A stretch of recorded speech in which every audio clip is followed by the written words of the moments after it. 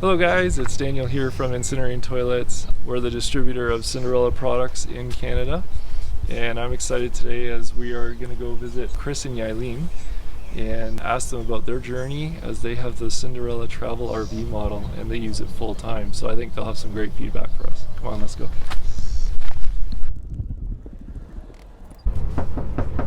Hey guys! Oh. Hello! You ready? Yeah.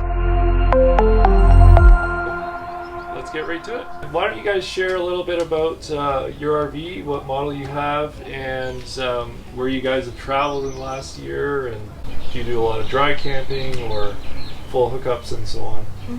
So we have a 2016 Winnebago 2351 DKS.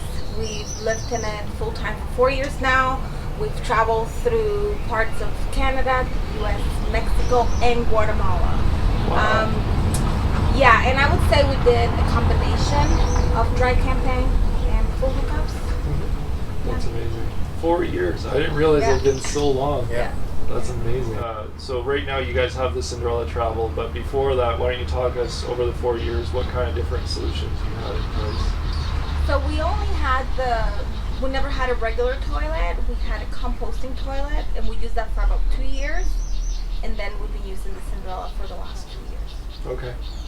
So about half and half. And when you say regular toilet, I mean, most people know what comes with an RV. What don't you talk about what that is? Well, because we were going to be, our primary destination was Guatemala. Okay. So I knew that Guatemala wasn't going to have a lot of hookups. Right. So we needed to find a different solution. And the primary solution out there that's given is the composting toilet. So Right. kind of that's why we went with that. And we never even used the toilet that came with it. I replaced that with the composting toilet right from the very beginning. Gotcha. Yeah. No, that makes sense. And you got a plan for where you're going. Yep. Yeah. So you guys had the composting toilet for 2 years. What limitations or challenges did you have with that solution? What caused you to look for something else, I guess? There was a few things that were going on with the composting toilet. I mean, in an ideal world, it probably would be a great solution. Yeah. But you're always running against something. For instance, it requires a medium. So I always had to have a source of coco coir, Right. which is what we used. And then even for using the coco coir, you have to make sure that you have some prep and on hand. Right. And then often it was normally about a week, maybe no more than 10 days before you had to clean out the solid waste portion of it. Right. And it isn't the nicest job.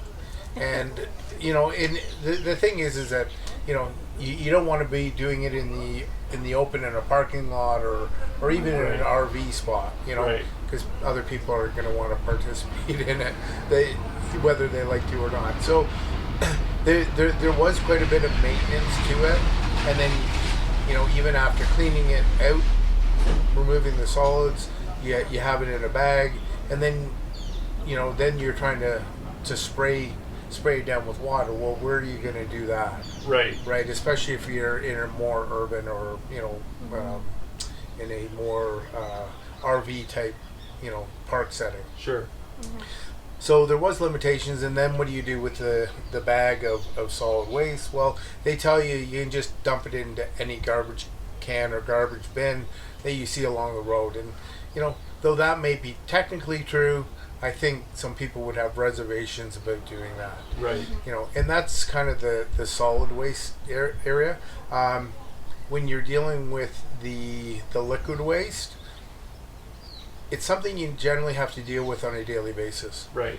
Because you have a tank. Now, there are people that have run diverters into their gray water or something like that, but then technically you're turning your gray water into a black water tank. Sure. Right? So you're running into all of these other issues. Okay. So you're either, coming up with the challenge of now having 2 black water tanks, or you're now dealing with the tank, and now you have to find a place to dump this every single day. Yeah. So it became a bit of a maintenance headache. Yeah. Always doing this, and then there was a couple times where things didn't work out the way they should have, and you know, and it becomes a very unpleasant experience. Sure. Yeah. And cleaning it up too, like it was, I couldn't fully clean it because cleaning products were not supposed to go into where the coco core was. Right. So you had to be very careful that you wouldn't be able to like wet too much so that it would drip down. Right. And also, I think when you were doing number 1, you had to be careful that it didn't go into like, it wouldn't get mixed into number 2, because sometimes it could. Right. You had 2 different holes, right? So you got to learn to go how to the bathroom. Yes. So I think way. that was a challenge. Sure. Yeah.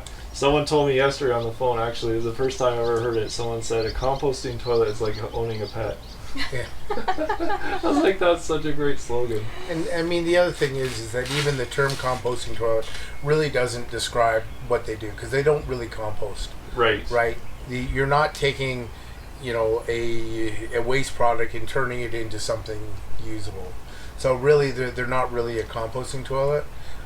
All they do is they take the solid waste and remove the liquid or the moisture from them, so you're not getting the odor from them. Right. So they're not a full solution. Right. Yeah, and I've heard that, right? And so basically it's you know, you got to find another area for it to finish composting, and that takes quite a bit of time. Which, if you're in an RV, you don't really own the land to kind of have that set up. And all these things to keep in mind when you're looking at the composting solutions. When you guys first came across the Cinderella Travel solution, what kind of stood out to you about the Cinderella? I think, well, for me was the look of it.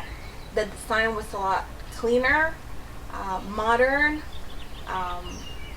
and it's easier to clean. Like, you literally just have to, like, because you use the bags, right? You know, all goes in there. I really like that you just push a button, you know, and then you basically just have to wipe it down. Like, it doesn't require, you know, I don't have to be as careful. I can spray it down. Yeah. So that, to me, that's is the biggest. Yeah, for sure. Advantage, I guess. Yeah, I mean, for maintenance, I mean, there's no comparison. Right. Right. So, you know, I generally will empty the ash container out once, maybe every 2 weeks, and it just requires spraying it down with water, and because it's ash, it can literally go anywhere. Right. You know, there's no possibility of contamination of anything. So, and that's, you know, a 15-minute process to do that. And then, you know, every 3 months you wash the catalytic converter, and that's it. I mean, there's really nothing more than that needs to be done. So it has made maintenance, you know, much simpler. Wow. Yeah. No kidding. That does sound like a lot less work, for sure. For sure. And you press a button instead of the composting toilet. You had a handle that you had to turn. Had to crank it, yeah. And you didn't want to forget. Yeah. Yeah. Yeah. Which in an RV, you don't have a lot of space. Yeah. To have all those doohickeys. Yeah. Yeah.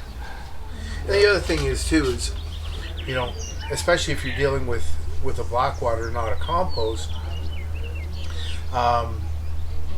You know, if you're dry camping somewhere for a long period of time, well, you can get by those cassettes or the tanks where you can empty your gray water or black water into a tank and take it off site, and then go find a dump site and get rid of it. Right. Well, with the Cinderella, if it uses propane. Yeah. So the worst case scenario, I have to take that propane tank and go find a place to fill the propane. Right. So your dry camping experience is going to be better and probably extended, because you're not having to deal with the issue of the black water tank as well. Yeah. So that's a bonus as well. And you mentioned something key there. It does use propane, and so why don't you share, like, that's a big question we get. How often, like, what size propane tank do you have for your whole RV? So that would include cooking and potentially hot water if you were boondocking or whatever. Yep. Dry camping. So why don't you share how long that would last for everything, including your toilet use? Well, all in, and so we do use propane for hot water and cooking, and we carry 3 30-pound tanks, and we keep 2 on the trailer and then 1 for the barbecue. Okay. And I have to fill 1 tank a month. Oh wow. So it's not a lot of use. No.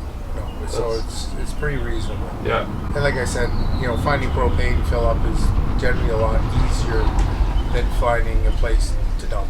Right. Yes. Yeah, absolutely. And then the other bonus is that if you do get rid of your traditional toilet, you can then use your black water tank and tie it into your gray water tank, and then you can extend your boondocking even further, because then you have larger gray water storage. Yes. Yeah, and that's a huge advantage too. Right. Yeah. We'll end with this question. What would you say to somebody considering a Cinderella travel for their own RV? Well, I would say buy it. Sure, buy it. When you're out on the road, and you're living in a different way, and often you're trying to simplify your life. Right. The composting toilet and even the traditional toilet, they tend to complicate things because you have to rearrange what you're doing, or rearrange your schedule, or rearrange your route in order to find the spots to deal with it. Yes. With the Cinderella, you don't have to do that. Yeah. So So more freedom, time to enjoy vacation or travel or adventure. And that's really cool. You guys probably have seen so many cool things, and I really appreciate you guys sharing all that your experience with using the Cinderella Travel today. Thank you so much, guys. No problem. Problem.